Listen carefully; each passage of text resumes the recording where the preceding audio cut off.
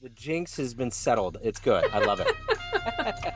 Well, it's great to meet you. Thank You you for too. taking a minute out. Oh my I'm gosh, of course. really looking forward to getting into your work as a midlife transition coach. And I Yeah. know that I'm getting to that age group where a lot of people around me are starting to see these kinds of Mm, things pop yeah. up. Yeah. So I want to know before we get to that point, Yeah. 4 years ago, we were trying to figure this pandemic out. How long is it going Mm, to last? All the ramifications that would affect our life. How did exactly. you ultimately make it through, and how did it change the way that you do things now? Yeah. Wow. The pandemic was a year after the biggest change in my life, which was a divorce. A divorce, loss of the house, the dogs, all of Mhm. that. Yeah. And then the pandemic hit a year later. So it radically changed my life in that I actually left Los Angeles, where I was at the time with my partner, and moved all the way to New Jersey to spend COVID on a lake with a friend at his Yeah. lake house. And that was the beginning of what has been the most transformative 5 years of my life. So let's get into what you're doing right now in Yeah. 2024. If I put you in front of a Yeah. bunch of third graders, it's career day. One of Yeah. the kids says, "Hey, what do you do for a living?" How do you answer it? Yeah. Oh man. Well, I would say I am lucky enough to be able to talk to people all day long and help them be the best version of themselves they can be. So what did you want to be in the third grade? What was your dream? Mm. I wanted to be a firefighter, Okay. All right. So what which stopped? I did end up doing at some point in my Oh, life. well, there you go. Okay, so you lived the dream. I did for a little while. I did. Yeah. Yeah. What was it Yeah. like? What was the dream versus reality of that happening? Dream versus reality. So the dream, I think, was what you see on TV, Yeah. right? The big trucks and the big gear and saving people and whatnot. The reality for me was I worked for the state of California in fire, and I did wildland fires, so mostly forest fires and vehicle accidents. And I think the big reality for me was I do not have the constitution to see people suffering, like in vehicle crashes and that kind of thing. That was not something I could handle emotionally, Yeah. so I let Yeah. it go. Yeah, Yeah. absolutely. Well, when I was a Yeah. kid, I watched Chips and I thought I would Ah, love to be on chips. the highway with Poncho, you know? And then as a teenager, I saw Cops and I'm like, wow, that's what this is all about. I Yeah. think I'm good. I think I'll be all Yeah. right. So, Yeah. Yeah. So you wanted to be a cop, huh? Did yeah. that ever come to fruition? No, no, no, no. I Mm, I just could not. Yeah, yeah. like I Yeah. said, once I saw what it was all about, I was like, yeah, I Yeah. think I'm good. I'm gonna Yeah. find something else to do. Yeah. Yeah. So, Yep. I hear you. but Yeah. so talk to me a little bit about where you were born and raised Mm, and how did you get to this point where you're coaching and helping people? How did that happen? yeah. Born and raised in Northern California, up by Mount Shasta, so really beautiful, pristine land. I lived in and around California a lot. Then I moved to New Jersey, came back to California, and in that period of time, in the last 5 years, I lost my job on top of the divorce. So it was really like a 1-2 punch. I was always somebody who was very proud of the work I did, great work ethic. It mattered to me. I was working in nonprofit. I was an executive at that point. And the work I did was important, right? It was hard work. And then I got fired, Wow. which for me completely shook my identity. Yeah. I didn't know who I was anymore, right? At that point. Um, I hired a coach because I knew I needed some help trying to figure out what I wanted to do next. And through that process, I remember saying to him, I want to do what you do. How I feel having worked with you, I want to help other people feel that way. Yeah. So I went to school, I got certified and just started my own business. Just Yeah. honestly because I wanted to serve people in the way that he served me, Yeah. not knowing anything about business, getting new clients, marketing, any of that stuff. I went for it because it mattered that much to me. So when you look back on that decision and see where you're at right now, how do you feel? I mean, are you kind of, does it feel dreamy that it actually came to Oh, fruition? oh my God. Like it makes me want to, it makes me tear up because I've never been more aligned with something in my life. I've never felt better at something in my life, which is kind of a good feeling. Zero regrets. And even the two big losses, the divorce and the job, guided me here. You know, that's the Yeah, thing about when you ask a high school senior what they want to do for the rest of their I lives. know. That's why it's such a hard thing to do because it really Yeah. does sometimes take decades to find your voice on Yes. this planet. Yes. And sometimes a lot of pain, Yeah, right? To find your that's the other joy. part. That was the flip side of that question was that I Yeah. think sometimes when we do have to go through those level of pain, like leaving a Mm, relationship and mm, divorce and all of those things, mm. it just makes you say, why not? If you did want to Right. become an entrepreneur and find your avenue and do it. Yeah. Yeah. I felt like, why not take the leap? Try something new, right? Luckily, I have a lot of friends and family supporting me. So it was a no-brainer. And I'm so Yeah. happy I did it. So who's been a hero for you? Who's been kind of an inspiration for this journey? Oh my goodness. My biggest hero, I would say, is right now I love Mel Robbins. I think she's amazing. I don't know if you're familiar with her, but yep, she's inspirational. I get so much from her podcast and listening to her. So to me, her trajectory through some really hard times, I know they were broke for a long time and kind of hurting financially, and where she is today is really inspiring, and how much impact she's made on people's lives. It's awesome. So you may have already answered the question, but if Mm. you can meet one person alive on the planet right now and spend some time with them, who would it be? Dolly Parton, Oh, hands down. yeah. Yeah. Hands down. Can you believe that they tried to do a cancel culture maneuver on her? No, I can't. Like, I mean, why? Like, why would well, any? because unfortunately people like to stir it up, you Well, know? that's the thing about this is that Mhm. I understand we have to right things in this world. We have to get to a better place, but I think Right. we're bleaching the swimming pool so badly, no one wants to get in it anymore. I agree. I I mean, agree. it's just too much. It's like, come It on. Every we've other day, there's Yep. like, I mean, when's the Teletubby going to go under the guillotine? When's like an innocent character on Sesame Street going to be in front of a shooting squad? Like, what are we doing? I know. It really does feel like our country right now is a bad TV drama series. Like, even right now, the election cycle, and I'm not Mhm. bringing anything really political up. I'm just bringing Sure. the theater up. It's just Yeah, all it's theater. it's Yep. descended into clownery in a way that I That's didn't right. think was possible. Now, That's I right. knew when we hit this like last 2 or 3 months, it gets kind of, it gets heavy. But like when we think about like Swift boat and Yeah. things like that, how Mm. pedestrian is that now? I know. I know. I know. I mean, we have to literally ride this wave, Yeah, right? As our country is evolving and devolving in many ways, we can stand up and say what we need to say, and we should, but we also have to be willing to just to hang on and ride it out, you know? my hope with this, with having kids, is that there's a measuring stick we're jamming in the sand that Mm. says we don't ever want to do this again. I hope that's true. I Like, really hope that's true. let's not do this. Yes. But Yes. time will tell. And I think too, I Mhm. was talking to someone the other day about when you look at Europe and you see those civilizations that have been around for thousands of Mm. years, they've ebbed and flowed, the Mhm. pendulum has swung, they've had Mhm. time to figure it out. Rome had lots of time way Right. before we became a democracy.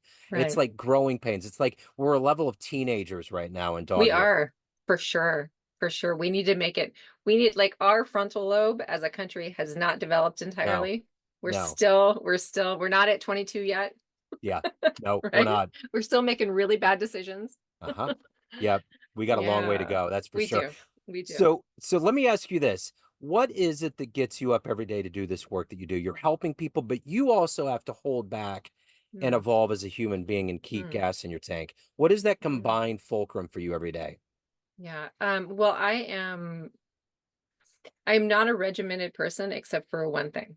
One thing I do every day without fail is I wake up early-ish. I'm an early riser. I grab a cup of coffee and I read for about 20 minutes. I read something that either inspires me or something that I think my clients would get a lot from. I journal. I'm an avid journaler. Um, to me, that feels like the most connected part of my day with myself, being able to write out my thoughts and my feelings. And I get so much clarity about who I am in this world and how I want to impact the world from journaling. And then I meditate for about 20 minutes a day. So it's sort of like my morning trifecta. that keeps me grounded and balanced so that I can go into the day of serving people in the way that I can best serve them. So what's the best advice you've ever gotten? Hmm. Don't give up. Yeah, That simple. yeah, Because the dark can be dark, as we all know. It can be really, really dark. And we just have to get through it. Don't give up. Don't give up on your dreams. Don't give up on, your happiness, your yeah. physical health, your goals, all of it. Just keep going. Keep 100%. going. Yep, Yeah. 100%. It's never Yeah. too late. Mm-mm. Um, so let me ask you this. On this venture as a coach, Yeah. what has been either the most memorable client experience or one that made you grow the most or made you confirm that this is the right path that you should be on in life? Mm.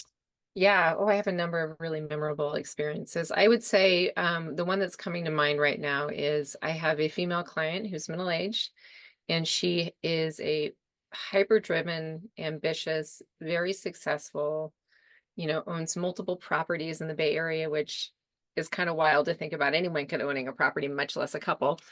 And she has devoted her whole life to her career. And when we first started talking, she said, "There's an emptiness that I can't identify. Like I have all the things I want, traveled everywhere, have a great partner. I just don't feel happy." Right. So as we started working together, we really got to the root of where her happiness stems from. Like when was she happy as a little one, right? So she started doing all these really incredible things that made her life expand and open up. She balanced her work life with her personal life, right? She swims now, she hikes, she does crafts, she paints. This isn't hers, but she does paint. So it's a really to me that has felt like the most integrated she's ever been. Still loves to work, but realizes her life outside of work. And when she retires, right, she wants something to lean on, something Yeah. to be like, oh, I'm not just my job. Yeah, My identity is more than that.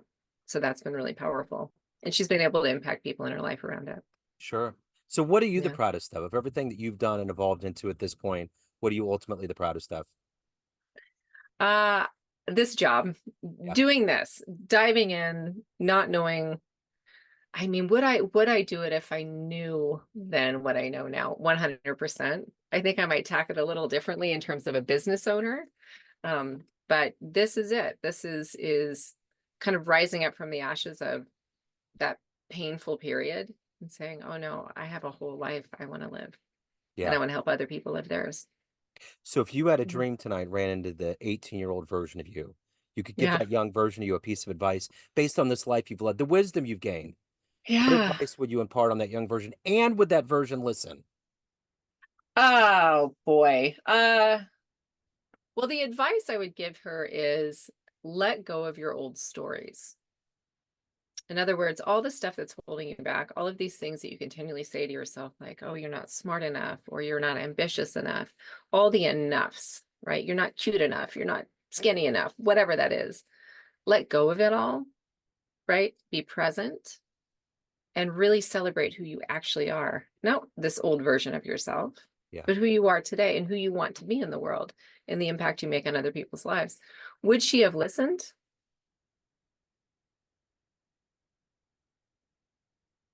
Probably not.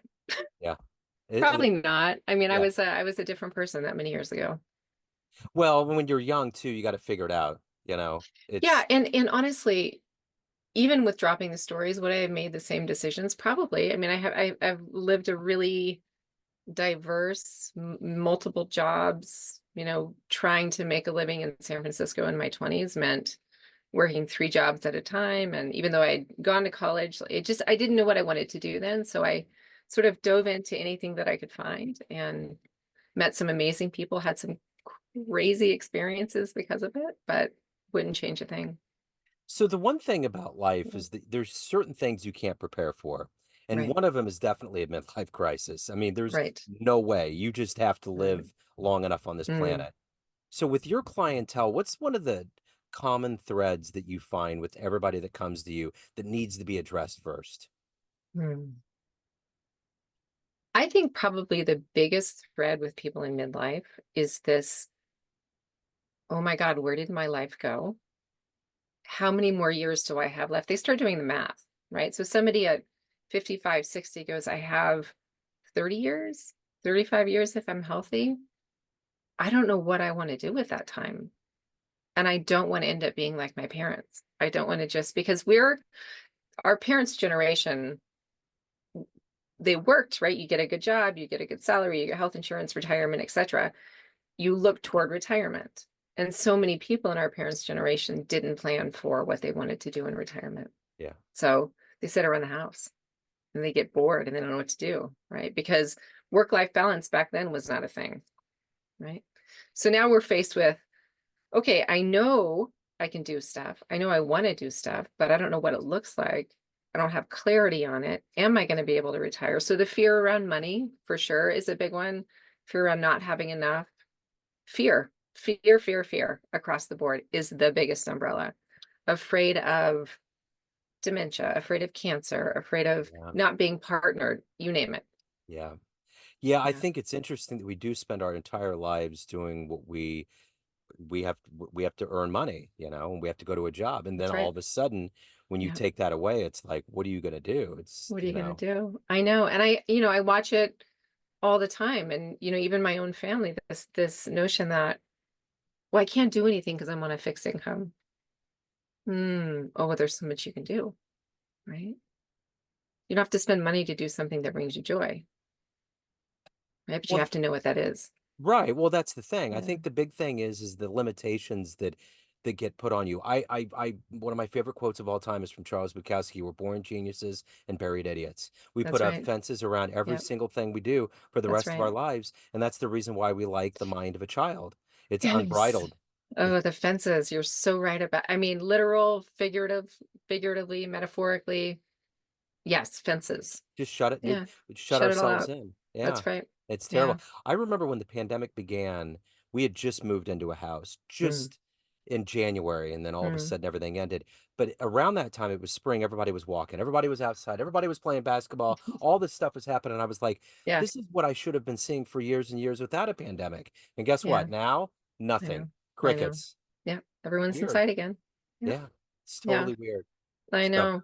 yeah. Yeah. So, I mean, I think, anybody's struggling with, I'm older, my body's changing, Hmm. right? What's going on with me? I'm getting achy. I'm gaining weight. Like I mean, women in particular, this whole idea around perimenopause and menopause and what happens to our bodies, right? And our hormones and our emotions, and all of this is just shifting and changing. So we start questioning everything, right? So my job with folks who come to me is just to get them back to themselves, get them back to their center, Yep. right? Because all of that stuff, all of the anxiety fades if we allow it to. We just need to be in our center. I always feel like the older I've gotten, Mm, and it's like it's very subtle, all of these things with age that come in. It's like I realize yeah. the sun's not rising anymore. It's beginning to set. All these very subtle Mm, metaphors. yes. But what I've realized more than anything else is that I'm always protecting that little version of me. Yeah. Because when we're kids, we want to hold the hand of a Yeah. parent or a That's grandparent, right. or we want to be protected. But when we get older and we become adults, we got to protect that version of us so we don't build defenses, so we Mm-hmm. don't make the same mistakes. Because Mm-hmm. especially being a Gen Xer, we just looked and we Mm-hmm. were like, nope, we don't want to do that. We want to travel. For We want sure. to live. We don't want to Yep. hoard all of this. There's a Yep. level of mentality that has to Yep. change, you Yes. know? I mean, Yes. almost that Kerouacian kind of thing. That's right. And outside from the late 60s, early 70s, we weren't around as adults at that time, but we don't really have a roadmap on how to do this as Gen Xers, right? This is new, right? People who changed jobs, what? Like you've had multiple jobs? What? Our Yeah. parents were freaking out, right? Uh-huh. Whereas the generations beneath us, they're like, one job? That is insane. I would Uh-huh. never do that, right? Uh-huh. So we're in this really interesting spot for this We, generation trying to figure it out. we are. I mean, it's weird too. I think about technology. Like Mm, we've seen solid state technology from very yeah, archaic turntables yeah, to this AI thing that you can I see know. things in the air in front of you I with know. I glasses know. on. It's It's very totally weird. wild. It's Yeah. totally wild. And again, this is sort of like the riding the wave, right? And enjoying it. Yeah. Really enjoying all of this newness that's coming out. I know. Technology is unbelievable, scary in moments for Mhm. sure, but it's like, let's sort of lean into it as this generation and take what we can from it. I think it's great. In fact, we just went to Universal Studios in Orlando, and they have Yeah, these rides where you're literally on this thing, and it's all like virtual with the screen. I'm like, oh my God. I mean, it's so crazy. we had these very pedestrian, big, like wraparound screens when we were kids and thought it was really something. And you had the It long, was. it It was. was something. Oh my It, god, it was so cool, right? yeah. And then now I'm flying through a Quidditch match with Harry Potter, Yeah, almost getting sick. Like, oh my that's right. God, That's what is right. going on? And the Yeah, things tilting you and things are crashing. I know. Just it's cool to see that. I always feel like right now I'm living that moment where Marty McFly, when he got over and he had the hazmat suit on and played Eruption, that every day. It's like, oh my God, what the hell's going on Oh, around here? I know. Well, if you look at just movies from the 80s, that's a great example, or The Terminator, right? The Rise of Uh-huh. the Machines. Like I have thought I loved that movie back then, and I remember thinking that could never happen. I know. Here we are. Here we are. Here we are. I think the thing that freaked me out the Mhm. most when I used to, we'd get the weekly reader and we'd have Mm, that weekly roundup or whatever it was, yeah, and they would talk about water running out. I was like, wait, hold on a second. right, And right. that fear that I hadn't felt that since I was a kid until December of 19. Mm, Beijing was empty, and they said there's this thing called COVID, and I was like, "What? That's Beijing, China. There's no yeah, way there's no one out there. yeah, No one was on the streets." And yeah. that's when I was like, "Uh-oh." Uh-oh. Uh-oh. Yeah, things are changing. Yeah. Yeah. But back just really quickly, I wanted to touch on that little kid you were talking about. That's a lot of the work I do with people is Yeah. really acknowledging that we still have those parts in us, right? We still have those little kids and we still have the teenage self and the 20 something. We still have those experiences that have shaped us and kind of laid the foundation for who we are today. And that little kid in you, both the wounded one and the traumatized one, because no one has escaped trauma in some way in our lives, and that kid who was carefree, right? Both are there. And when we feel fear, it's often that little kid going, don't risk it. Yep. I need to stay safe. Don't risk it. And we get to, as adults now, say, I see you. I appreciate you. You've really saved me and protected me a lot in my life, but I don't need you to be active right now. Like, I got you. You're good. I got you. I'm going to make wise choices for us. Really important. And I have that fearlessness. I mean, Yeah. I will do a lot of things, but the only thing that I will listen to with that little kid is Yeah. if I win at a casino, I stop. I don't keep going. Everybody Smart around little me is like, let's kid. go. Another drink. Let's keep going. No, no. Such a smart little kid you've got in you. Just get out. Just get out while you can. So, Yep. uh, yeah. So let me ask you this. At the end of the day, everyone sees you in a different light. Family, friends, clients, Sure. but you run the show. What's Yeah. your perception of you? Who do you think you are? Oh gosh, I think I am I think I was born inquisitive. I'm very curious about people. I love people. I would say that people I see myself as somebody who is searching. I'm challenged. I'm flawed. I've come a long way. I've learned a lot about myself. Um, I think one of the biggest qualities about me is I always show up for people. Yeah. And that to me is my mother taught me that before she passed is that you show up for people you love Yeah. because it matters. Absolutely. Yeah. Totally agree. So the one Yeah. thing I wanted to add as a quick addendum to having a Sure. little kid in you. I remember in my 20s, I took a poetry class at the Mm, University of Missouri, Kansas City. And at one point, everyone got in a circle, and there was a woman in the class that had to be in her 70s. mm. And they asked everybody, what do you want to be when you grow up? And I will never forget her saying, I don't want to. I don't want to grow up. And how Yeah, I don't want to profound grow that up. was at the time. Just Mm-hmm. I'm going to We don't stay have as to. young as I can. That's right. That's And right.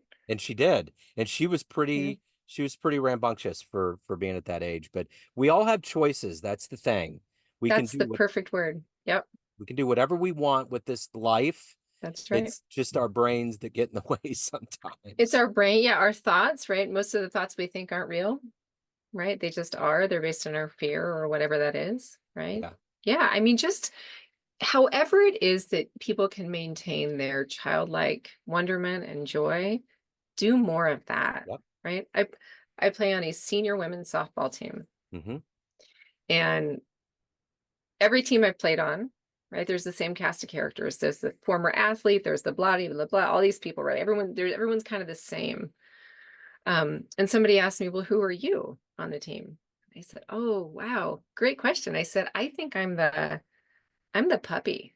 Like, I'm the one that just loves being there. Yeah. I just run around. I don't care if we win or lose. I don't care Yep. if I do well or not. Like, I just love being in that mix. Yep. That brings me joy. That takes me back to childhood, the good memories of childhood. So I would say to anybody, if you need a little joy, find that thing Yep. that you lose track of time doing, right?